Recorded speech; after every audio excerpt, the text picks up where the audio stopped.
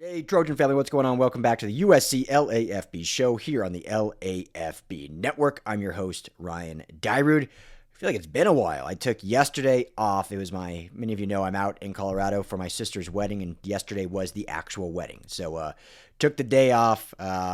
Great day celebrating with friends and family. But it feels like it's been forever now since we've hung out and talked. So, happy to be back on here chatting with all of you. And it was a big weekend at USC. Obviously, Junior Day happened on Saturday. We get the news of Coach Henne interviewing for the Dallas Cowboys. So just kind of a brief little update, I guess, from the weekend. And then hopefully we can kick off the week strong. And specifically in recruiting, kind of get things starting to pick up, which we are seeing. And I'll have some more intel on some of the guys that did visit, guys like Danny Lang. Or not necessarily Dan Lang. He ended up visiting elsewhere, as we talked about prior, but kind of where he is standing. Plus, guys that did visit, like some receivers that had really good standout days and whatnot. So I'll kind of get more into the nitty gritty there as the week goes on. But just want to quickly jump on here and say a couple things about the weekend and specifically about a surprise visitor that showed up at Junior Day that will probably be one of those guys that becomes the number one target for USC in this 2027 class. And if it ends up happening and they can pull off I'm going to call it the unthinkable because of where it sat just 72 hours ago, will be the prize of the 2027 class, and that is Orange Lutheran defensive lineman Marcus Facatau. He was not planning to show up, had other obligations or basically just it didn't fit within his schedule. Ended up making a surprise visit to Junior Day, had a great visit, met personally with Chad Bowden in his office, and obviously partook within all the festivities on campus and hanging out with coaches and all the fun that all these recruits had. So this was a very important day in his recruitment because heading into Saturday, USC was really not in the running at all. They had been recruiting him, I think, just because of their locality to him being USC and him being an Orange Lutheran in the Trinity League.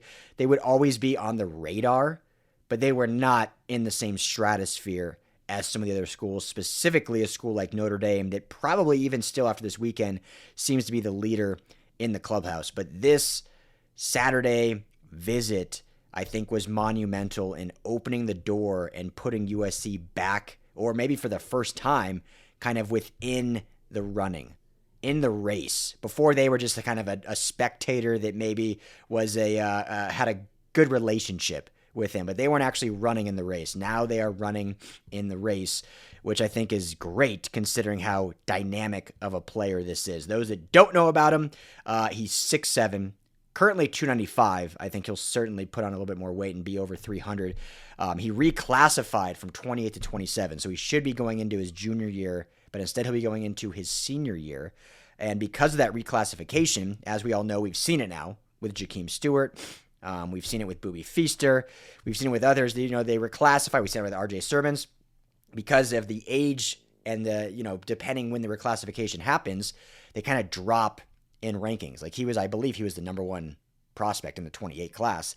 Now in the 27 class, not a big drop. The 29th overall prospect, according to Rivals industry ranking, He's the second ranked defensive lineman and the second overall player in California. I say all that because if he has even a decent senior season and has a fairly good all-star circuit, he will probably get his fifth star and probably become the number one defensive lineman in the entire 2027 class. So to me, little different position. I think he can play a little bit more in line, but he has the versatility to certainly play edge if needed, certainly play three tech. I mean, he is a very versatile defensive lineman. But think of his recruitment like Luke Wafel.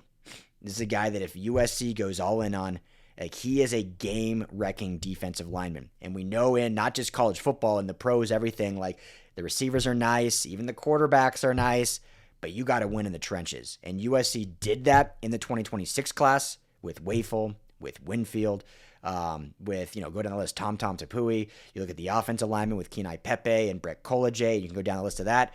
And so going hard after a guy like Fakatau really tells you the mindset of continuation on that recruiting prowess, and especially keeping a local guy home. So, I mean, he's an elite player that if USC especially can keep away from Notre Dame or Oregon or any one of those schools, you certainly would want to. Our friend Scott Schrader was able to get some quotes from him and kind of what he said about his visit this Saturday. I'll link to the article here. Obviously, got to credit my guy Scott over at WeRSC.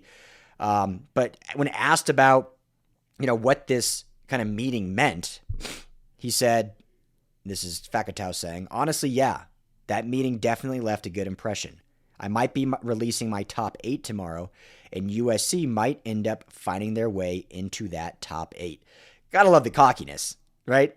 Here's a 16-year-old kid that is just, obviously has the gravitas and the, he knows how good he is, has the confidence in his game, and knows that these offers that he is getting are pretty substantial offers for a 16, 17, 18, 14, whatever age in high school kid to be getting. So he knows where he stands. He knows his value. But obviously this visit was great, and it's a aggressive now move that USC is transitioning to. And so he continues by saying they were talking about what they have to offer. They were saying, like, whatever another school's giving you, we're going to give you like tenfold of that. Just hearing that, I was like, wow, that's a bold statement. Other schools are making some pretty high offers too, and they're not done yet. So shows that USC, right now it's lip service, but shows that they're now in the main state of play ball, and they are really going to see this recruitment through. And as we saw in this last recruiting cycle, when USC went all in on someone, they got him, right? Like, not saying they got everyone they went after, but they kind of played it out. They were like, okay, we're testing the waters. This guy, we can see they're leaning. Okay, we're out. They pulled themselves out. When it went all the way to the end, and it went to either the player announcing via a 24/7 or rival stream, picking a hat, or it was some, just announcement on a certain day. When it went all the way to the end, I'm trying to think back. I think USC won every single one of those battles. When you look at, Luke Wafel, obviously specifically we talked about, RJ Sermons, Albert Hill, some of these others that kind of had their announcement days, Kenai Pepe. So if USC goes all in on Fakatau, like it sounds like they are, there's a very good likelihood they can get this done. And someone like Coach Nua, if he's recruiting him as a true edge, obviously he's going to be instrumental. And with his background there and within the Polynesian community, obviously that's big. Coach Henne, which I'll talk about here in a minute, very involved as well. And I thought it was interesting, this is kind of getting ahead because I was going to talk about him interviewing at the Cowboys. But I believe, I can't remember if Scott asked him this or if this just kind of came up, but kind of when talking about coaching staff getting looks in the NFL, not going to say that's good on him. That tells me as a player that they're good at developing because the NFL wants them. If he stays, that's even better for me. So I think that's a really nice kind of way to look at it, because as fans, I think a lot of people freak out, rightfully so. Like, you lose a coach, like, okay, what's next? But I think that shows you maybe the recruiting mindset of like, hey, if these coaches are getting NFL gigs or looks or even interviews, that tells me they're doing something right. Like, if you have the same entire coaching staff for like 2+ decades or whatever, and no one moves, unless that school is winning tons of national championships, obviously. But usually that's not a good thing. Like, even when you look at Nick Saban's Alabama's, Kirby Smart's Georgia's, like the position coaches are always kind of moving, getting other jobs and getting, can't think of the word right now all of a sudden, but getting promotions, there we go, all around. So that's a good sign of a healthy program. So I thought that was a good insight to say that. And so, yeah, we'll see. In regards to Henne, I'll just lead it into that. Reportedly interviewed this past weekend. So as of today, that interview should be done. We will see what ultimately comes from that. To me, again, this is not intel. This is just my opinion. Unless they come in and offer a crazy amount of money, I would think he wouldn't take it even if offered. Again, unless it's a huge monetary boost. But I can't see him going laterally with everything he's put into this program, with all these kids he's recruited. Still, I think with the opportunity to go move to a DC probably quicker within the college ranks staying at USC than going to Dallas with a brand new, whole defensive coaching staff over there there's a lot of unknown. I could be wrong, certainly, but my gut just tells me this is more of a, hey, if someone asks to interview you, like, you shouldn't say no. That doesn't look good. If anything, you want to do it for the experience, kind of see where you stand, but also just to kind of keep, relationships and whatnot and have opportunity. But I would see it, they're offering the D-line basically the same role he's in.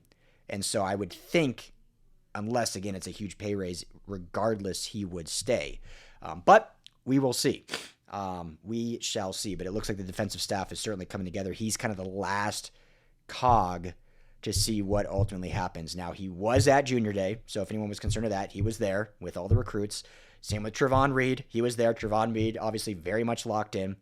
So the defensive staff basically, as of today, Monday, is locked in and set, even with the new hires of Patterson and Gonzalez, and now the new safeties coaches, or we don't know what role he is, but the new former safeties coach at Louisiana Tech, the new addition to the USC defensive staff. It seems like unless Henne decides to leave and take the Cowboys job, everything is kind of locked in and ready to rock and roll for this coming season.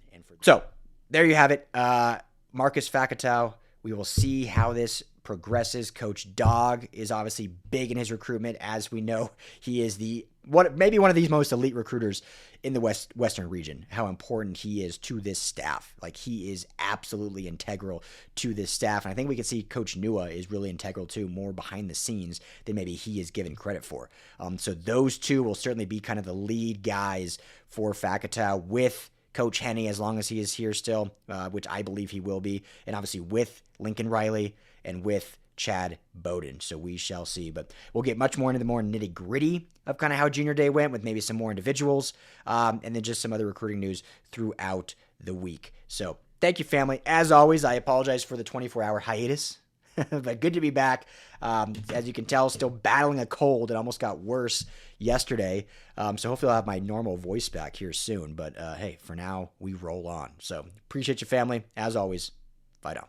Hey, Trojan family, thank you so much for hanging out and watching the USC LAFB show. Before you go, let me tell you quickly about our friends over at Sleeper. Go right now, download the Sleeper app. It's the #1 sports app, not just for season-long fantasy, but they've got live pickers, they've got live stat updates, they've got a chat you can chat with other users, plus the daily pick'em, which is a blast, or daily fantasy, whatever you want to call it. You go and pick 2 to 8 players across any sports. If you're talking USC, go choose J.D. Maiava in his next matchup. Pick more or less passing yards, more or less touchdowns. You stack those, and you can win real money. When you go to make your first deposit, make sure you use our promo code USCLAFB. You're going to get a match deposit up to $100. Put in $100, you get $100 free to play with from Sleeper. Put in $10, they'll match you that $10. So now you're sitting at $20 to play with. But also right now, for any new users, no deposit required. You get $20 free entry. You can stack both. You can get the $20 for free. Go make a deposit. Use USC LAFB. And now you've got a bunch of free money to play with right there on the Sleeper app. Check it out, Trojan family. And when you do, tell them the guys at the USC LAFB sent you.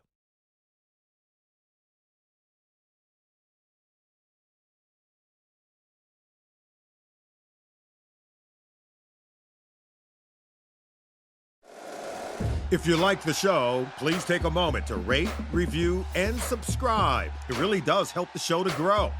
Thank you for listening.